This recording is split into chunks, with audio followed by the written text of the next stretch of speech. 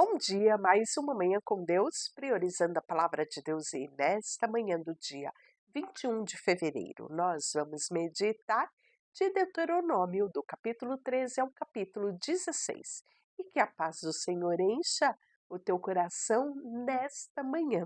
Hoje vamos falar, no capítulo 13, sobre advertências acerca da idolatria.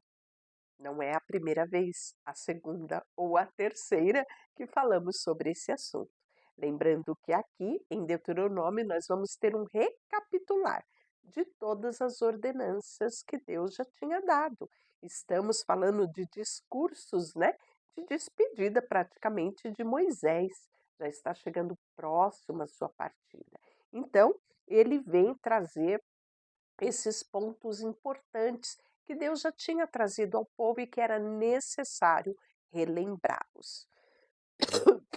Veja só o que diz o capítulo 13.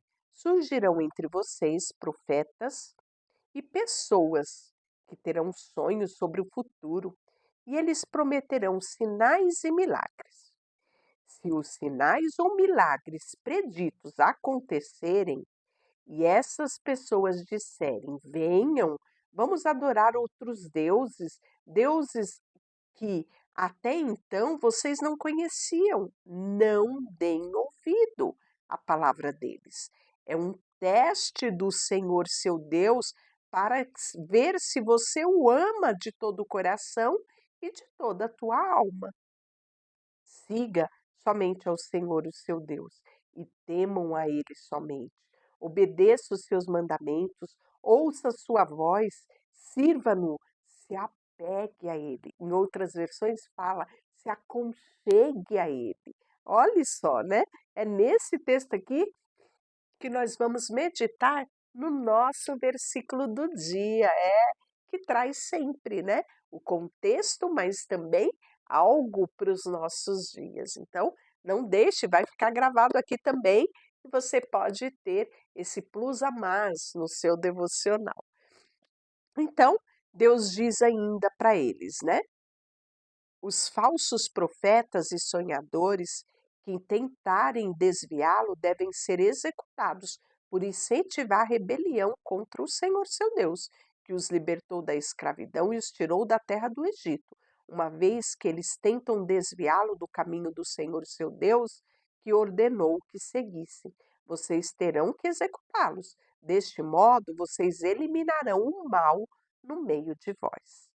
Se alguém o instigar secretamente, seja seu irmão, seu filho, sua filha, sua esposa querida, ou um amigo mais chegado, e disser: vamos adorar outros deuses, deuses que nem vocês e nem os seus antepassados conheceram, deuses dos povos vizinhos ou dos povos dos confins da terra, não cedam, não dê ouvidos, não tenha pena deles, não poupe nem mesmo o profeta. Execute-os, dê o primeiro golpe e em seguida todo o povo participará da execução. Apedrejem os culpados até a morte, pois eles tentarão afastá-los do Senhor seu Deus, que os libertou da terra do Egito, do lugar da escravidão. Então todo Israel ouvirá e temerá, e ninguém voltará a agir tão perversamente no meio de vocês. Quando começarem a viver nas cidades que o Senhor vosso Deus vos dá, e ouvires dizer que homens perversos fizeram os habitantes das cidades desviarem, dizendo: venha, vamos adorar outros deuses, deuses que vocês não conheciam, examine os fatos com cuidado. Se descobrir que a informação for verdadeira e se de fato detestável foi, mesmo cometido entre vocês, ataquem a cidade e matem à espada todos os habitantes, todos os animais, destruindo tudo completamente. Amontoe-os despojo no meio da praça pública, queime toda a cidade como oferta ao Senhor seu Deus. A cidade permanecerá em ruína para sempre, jamais será reconstruída, né? Então você percebe o zelo de Deus e o cuidado a respeito da idolatria. Ele finaliza assim, ó: o Senhor seu Deus só será misericordioso se vocês ouvirem a voz e obedecerem a todos os seus mandamentos, que hoje lhes dou, para que façam o que é certo aos olhos do Senhor, né? Então, nós podemos ver aqui quão claro é as ordenanças de Deus a respeito da questão da idolatria. Capítulo 14, ele vai falar sobre os animais impuros, né?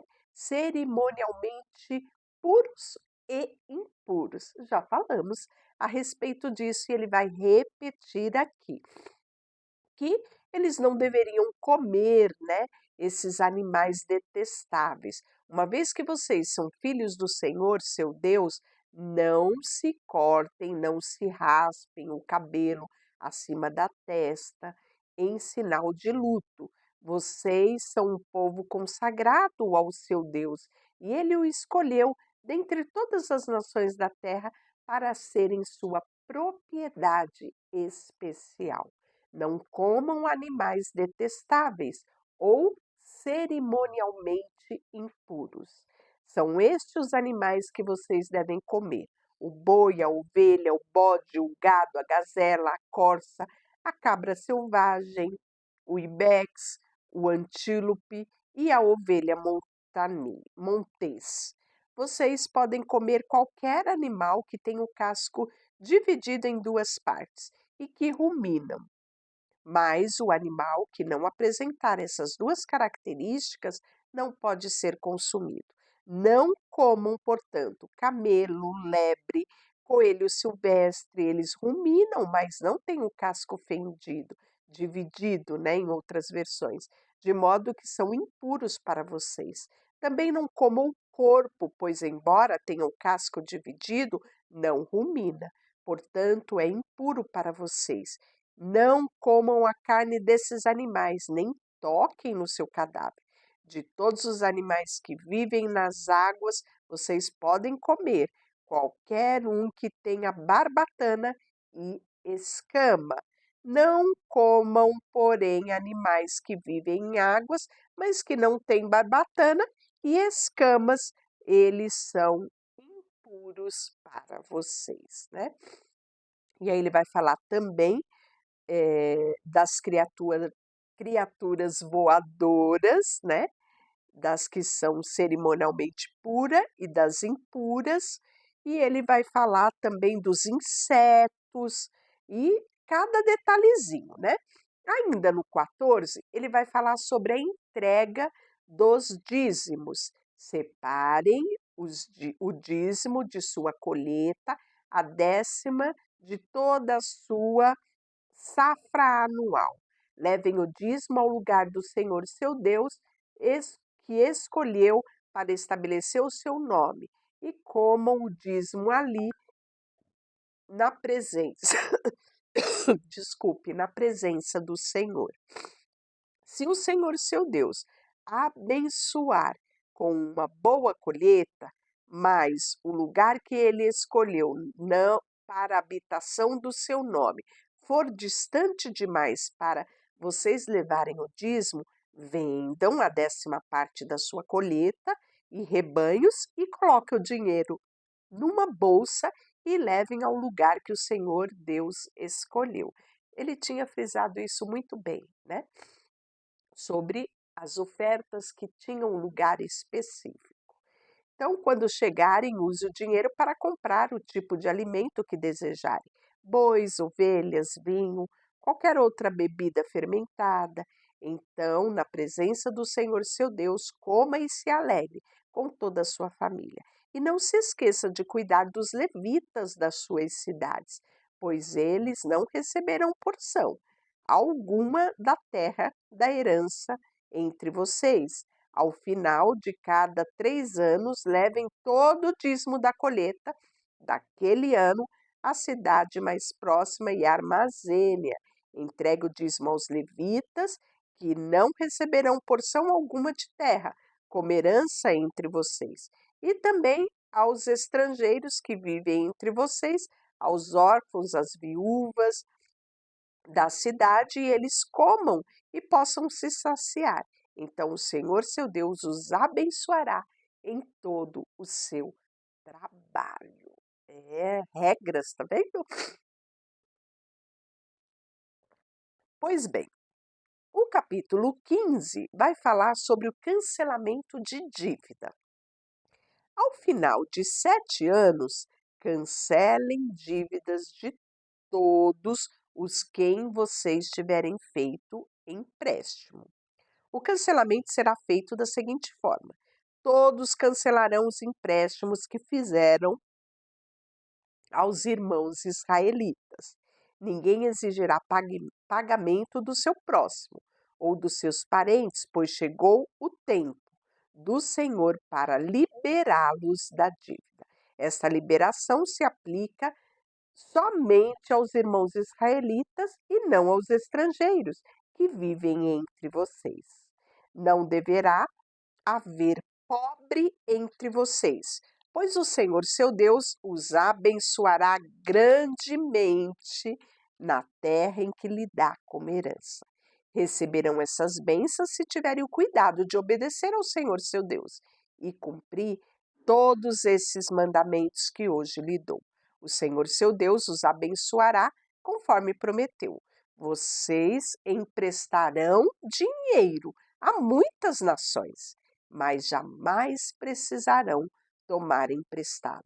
Governarão muitas nações, mas não serão governados por nação alguma. Se, contudo, houver algum israelita pobre em sua cidade, quando chegarem à terra que o Senhor lhes dá, não endureça o coração e não feche a mão para eles. Ao contrário, sejam generosos, empreste-lhe o que for necessário. Não sejam mesquinhos, não recusem o empréstimo a alguém só porque o ano do cancelamento, em outras versões fala o ano da remissão, está próximo, né? Se vocês se recusarem a fornecer um empréstimo a uma pessoa necessitada e esta clamar ao Senhor, vocês serão considerados culpados de pecado. Deem aos pobres com generosidade e não com má vontade, pois o Senhor seu Deus os abençoará em tudo o que fizer.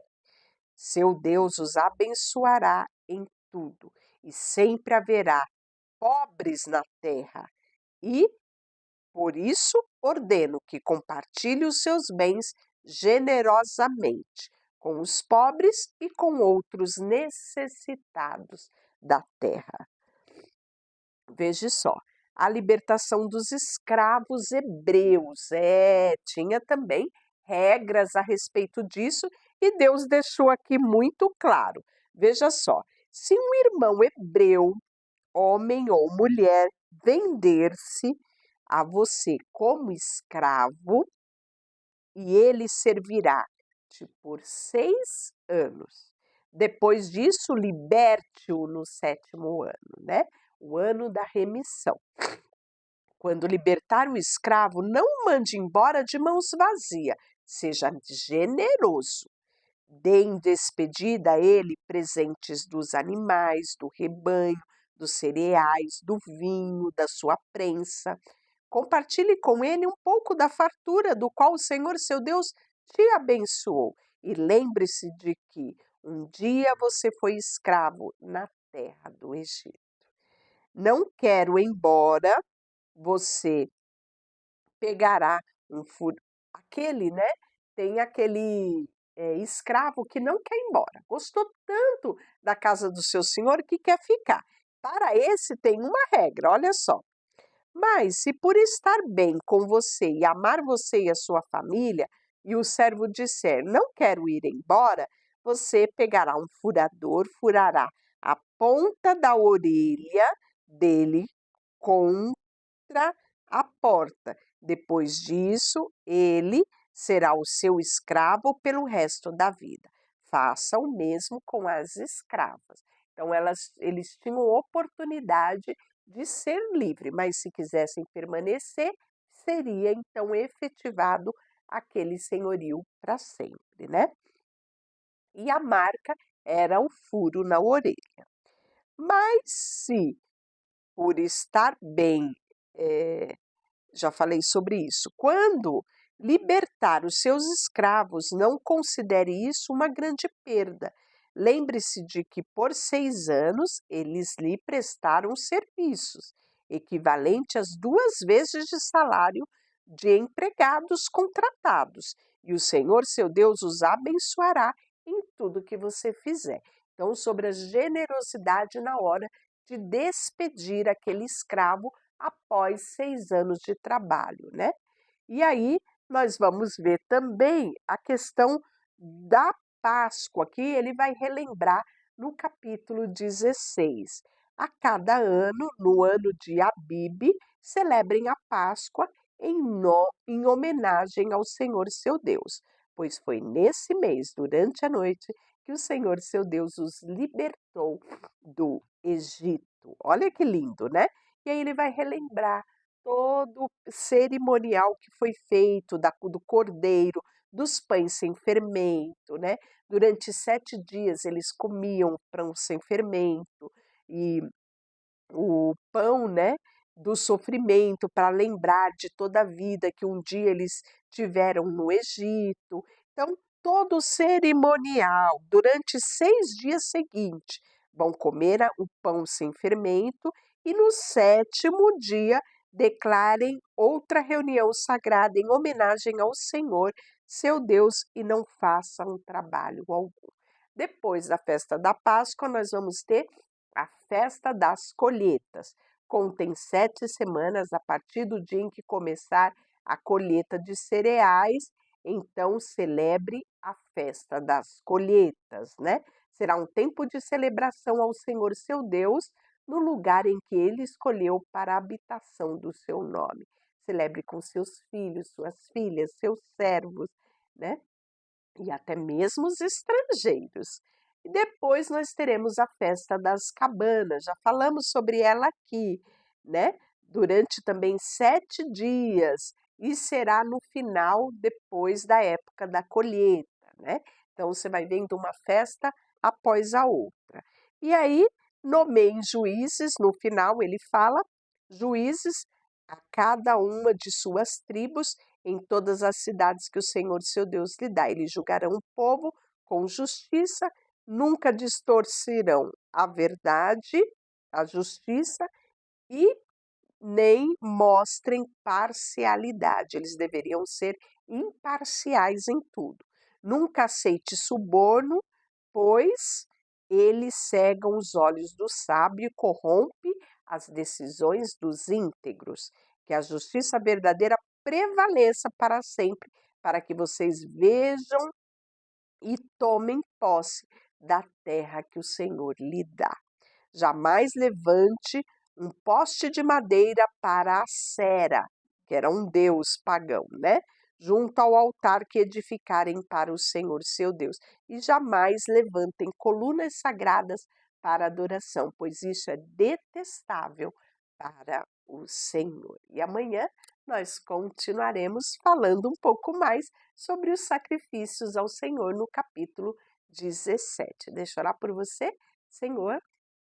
Nesta manhã, colocamos diante de Ti o nosso coração, a nossa vida. Pedimos sim que o Senhor nos ajude todos os dias a obedecermos a Tua palavra.